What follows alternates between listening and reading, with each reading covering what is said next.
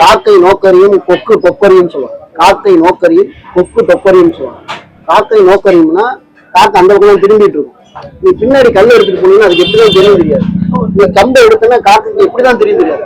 நீ ஓங்குறதுக்கு மாதிரி பறந்துடும். இப்படி இன்னைக்கு மனித சமுதாயம் இல்லை. ஆனா கொக்கு எப்படின்னா நீ கல் எடுத்து அடிச்சு அது மேல படுற வரைக்கும் அப்படியே பார்த்துட்டே இருக்கும். தப்புன்னு அடிபட்டதுக்கு அப்புறம் தான் அடிச்சிட்டாங்கடா அப்படின்னு நினைக்கிறேன். அது போலதான் இன்னைக்கு மனுஷன் வந்து காக்கை அந்த மாதிரி இல்லை, கொக்கு மாதிரி தான் மாறும். டைலாக் என்கிட்ட அப்பப்ப சொல்லிக்கிட்டே இருக்கு. இல்ல அடிச்சு கீழே விழுந்தாதான் அடிபட்டுட்டோம் அப்படிங்கிற சிந்தனை அவனுக்கு வரும். இல்லைன்னா அது வரைக்கும் நீ உணரவே மாட்டான். இனிமே அதுதான் லாஸ்ட் எண்டிங்ல அதான் நடக்கும். நீ வாழவே முடியாதா கேட்டு எல்லா பக்கம் கேட்டு அப்படின்னா நீ பின்னோக்கி வரதான் செய்வேன். நீ தான் முடிஞ்சிருச்சு. இனிமே நீ இதுக்கு மேல வளர்ச்சி கிடையாது. நீ பின்னோக்கி தான் வந்தாகணும். அப்படின்னா பின்னோக்கி அதுக்கப்புறம் விவசாயத்தை தேடுவான், அதுக்கப்புறம் அதை தேடுவான், இதை தேடுவான். வாழ்றதுக்கு வேற வழி அந்த நிலைமைக்கு தான் திரும்பி வரப்போ உலகம் வந்து ரிவர்ஸ். இன்னைக்கு முதல் கொண்டு ஸ்ரீலங்கால பெட்ரோல் விலை இருக்கு.